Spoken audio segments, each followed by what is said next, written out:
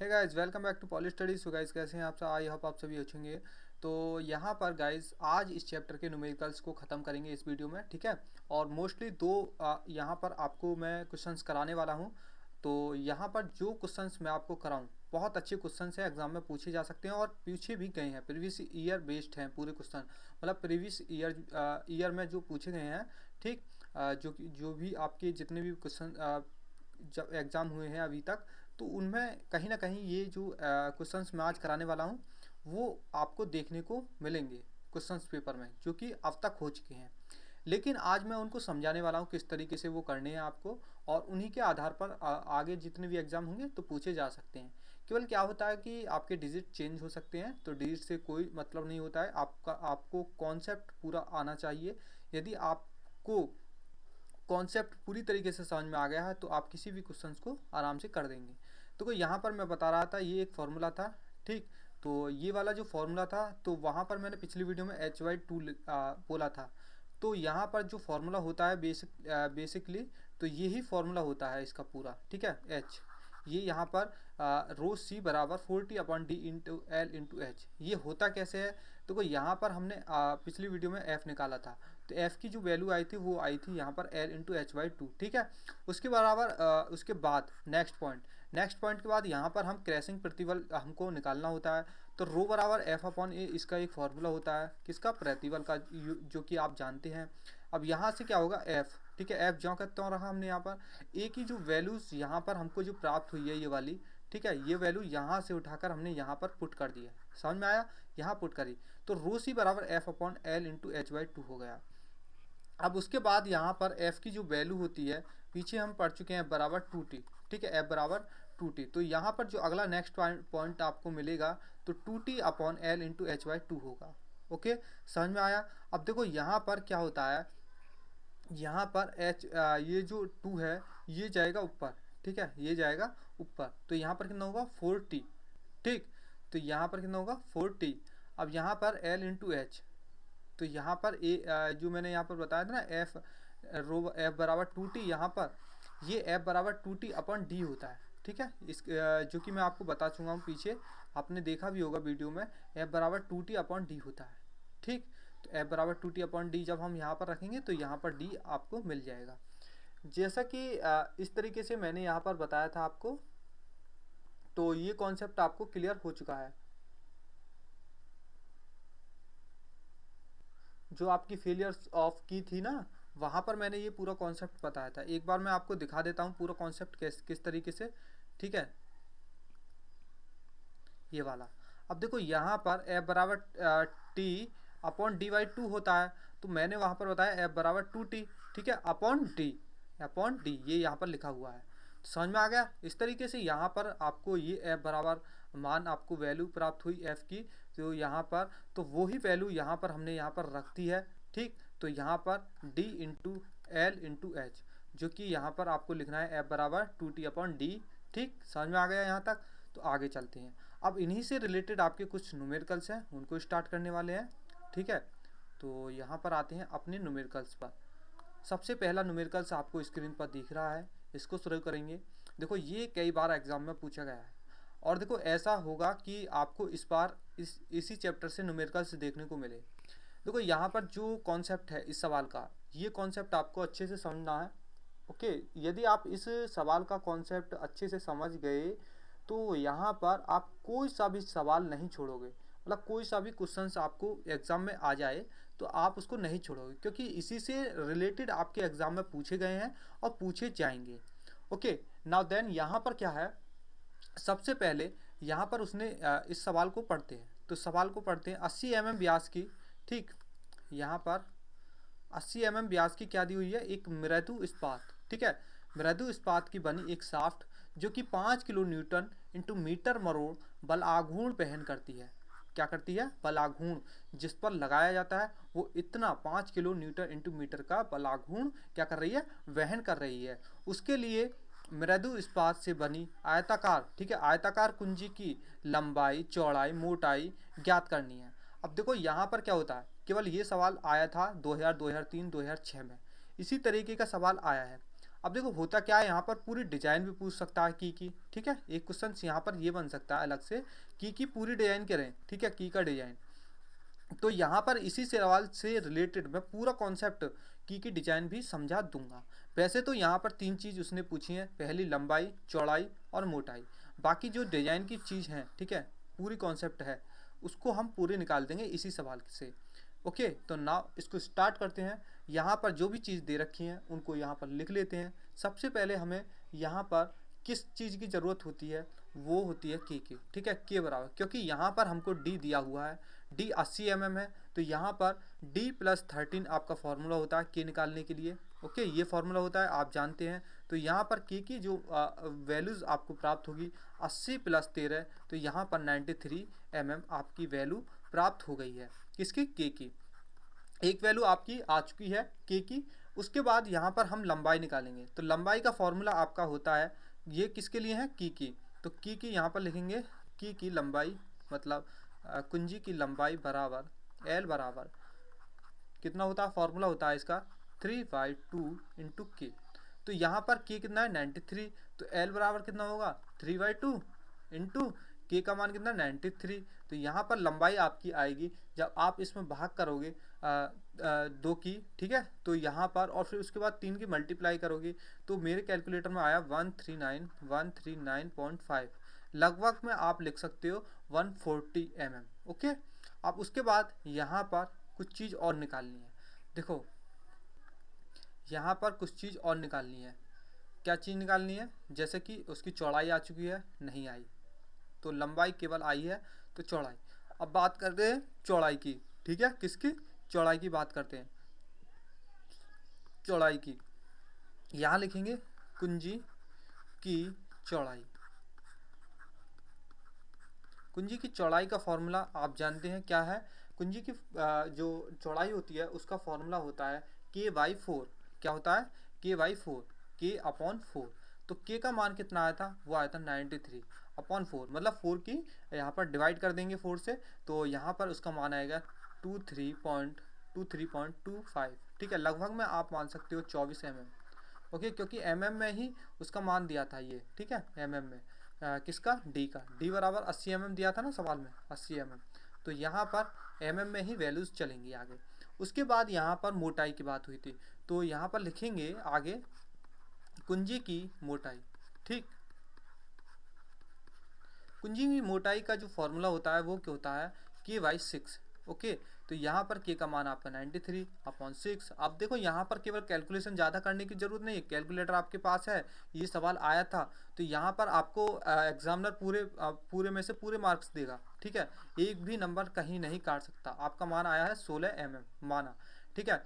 तो यहाँ पर ये चीज़ पूरा आ चुका है, ये लगभग में होता है। यदि 15.5 आता है तो आप लगभग में इतना लिख सकते हो, ये पॉइंट को छोड़ सकते हैं, ठीक है, आप इतना लिख सकते हैं। 15.5 तक भी रहने दें, कोई दिक्कत नहीं है।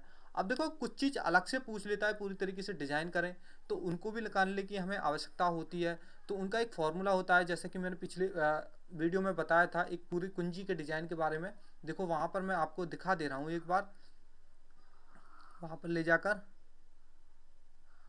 डिजाइन ऑफ की, ठीक है, ये वाला कॉन्सेप्ट था डिजाइन ऑफ की। तो यहाँ पर ये लिखा हुआ कुंजी का डिजाइन करते समय कुछ मापें निकाली जाती हैं और इसे हम लंबाई, चौड़ाई, मोटाई एच को ज्ञात करते हैं। फिर डिजाइन के फेलियर वाले सूत्रों की सहायता से दिए गए घुमाव गुण के अंतर्गत उत्पन्न प्रतिबल को ज्ञात किया जाता है। जैसा कि मैंने इनके फॉर्मूलेस आपको लिखवाए थे, यहाँ पर के, बी, एच, एल, ठीक है। अब देखो थ्योरी ऑफ फेलियर का मैंने फॉर्मूला आपको बता दिया है, तो उन फॉर्मूले की सहायता से पूरी तरीके से डिज़ाइन जब आप करोगे ना, तो पूरी डिज़ाइन आपकी कंप्लीट हो जाएगी। समझ में आया? अब देखो यहाँ पर हम टाव निकालेंगे। क्या निकालेंगे? टाव। टाव का फॉर्मूला था 2t/d into L into B, ये आपका फॉर्मूला था। तो टी इसमें दिया है सवाल में, क्या दिया है? 5 kilo newton into metre. Okay, तो यहाँ पर ये वैल्यूज दी है, तो यहाँ पर कितना होगा? 2 इंटू 5 इंटू किलो में है, तो और न्यूटन इंटू मीटर में है, तो mm में चेंज करेंगे, 10⁻6 हो जाएगा। देखो कैसे, देखो 5 किलो में है तो 5 इंटू 10⁻3, 1000 की मल्टीप्लाई करेंगे। अब मीटर से mm में चेंज करेंगे, फिर 10⁻3 से मल्टीप्लाई, तो गुणा करते समय घातें क्या हो जाती हैं? जुड़ जाती हैं। 10⁻6 इस तरीके से आया। डी कितना दिया है सवाल में 80 mm, ठीक है। और एल कितना दिया है जो कि निकल कर आया था हमारा, कितना निकल कर आया था 140, ठीक है। 139.5 आया था, तो हमने लगभग में 140 मान लिया था। उसके बाद यहाँ पर आपका बी, तो बी यहाँ पर हमने अभी निकाला है ये 24, तो यहाँ पर लिखेंगे 24। अब देखो ये चीज़ पूरी कैलकुलेटर से आप इसको सॉल्यूशन कर सकते हो, सिंप्लीफिकेशन कर सकते हो इसका। जब आप इसको सिंप्लीफाइड करोगे तो यहाँ पर पूरी तरीके से इसका मान निकल कर आ जाएगा। ये आया है 37.2, कितना 37.2, तो न्यूटन प्रति mm²। सभी वैल्यूज़ mm में है तो यहाँ पर mm में लिखा जाएगा। यदि हम इसको d को मीटर में लेते तो इसको मीटर में लिख देते, जो कहता हूँ, ठीक है। तो आप किसी भी तरीके से निकाल सकते हैं। अब इसके बाद यहाँ पर क्या होगा, क्रैशिंग प्रतिबल निकालेंगे। ओके, क्रैशिंग प्रतिबल क्या निकालेंगे, क्रैशिंग प्रतिबल। ओके, एक नया पेज लेते हैं, तो स्टार्ट कर देते हैं इसको, थोड़ा सा इसको जूम कर देते हैं, ठीक। अब यहाँ पर स्टार्ट करते हैं, तो क्रैशिंग प्रतिबल इसको लिखेंगे क्रैशिंग प्रतिबल, समझ में आया। अब यहाँ पर रो सी इजिकल टू कितना होगा 40, ठीक है।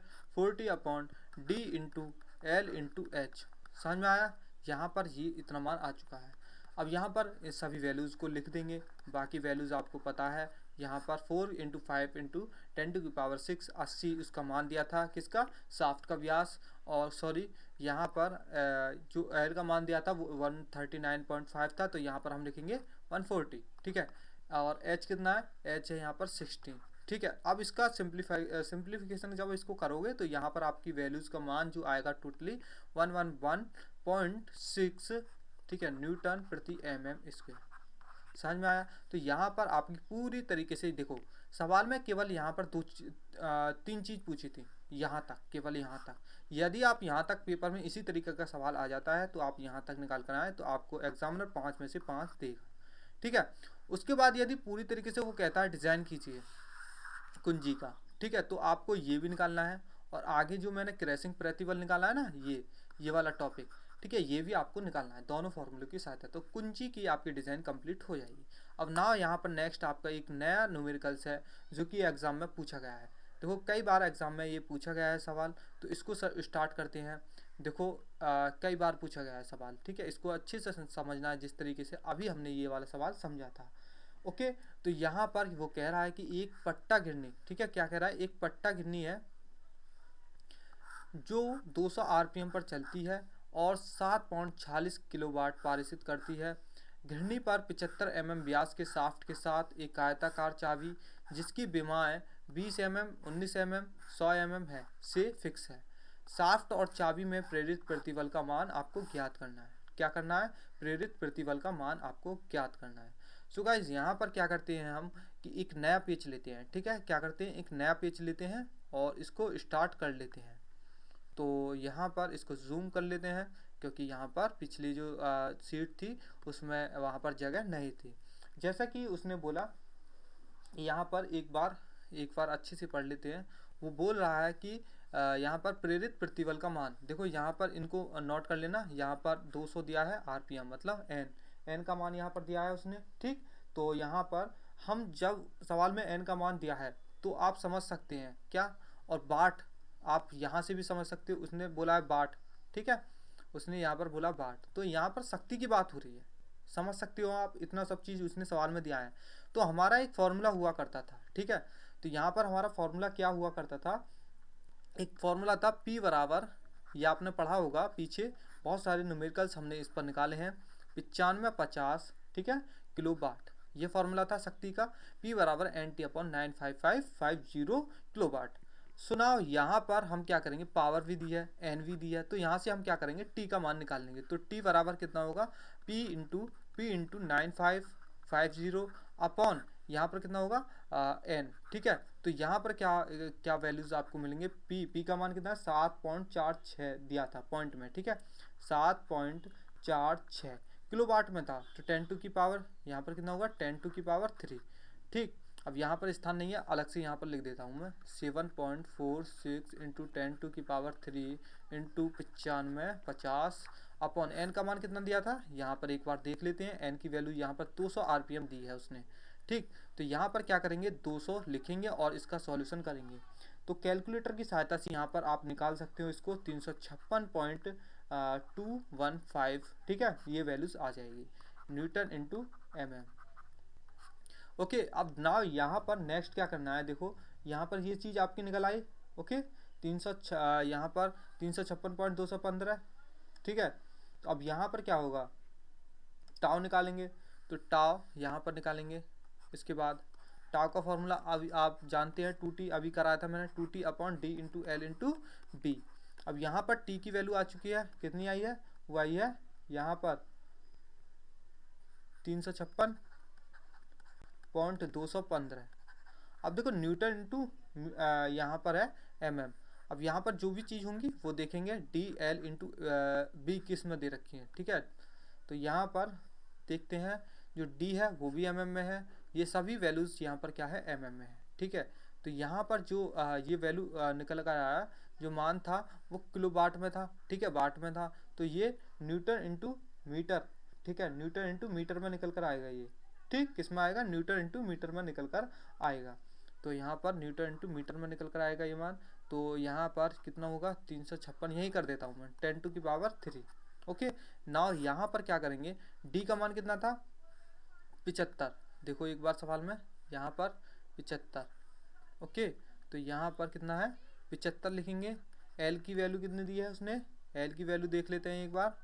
तो एल की वैल्यू यहाँ पर दी है उसने 20, ठीक है, एल की वैल्यू 20 दी है, और यहाँ पर और 19 उसने भी दी है, ठीक है, 20 19। ओके, ध्यान रखना, 20 इंटू 19, 20 इंटू 19, समझ में आया। अब देखो इसको सिंप्लीफाई करोगे तो कैलकुलेटर की सहायता से आपका मान आएगा, मैं कर लेता हूँ, ठीक है।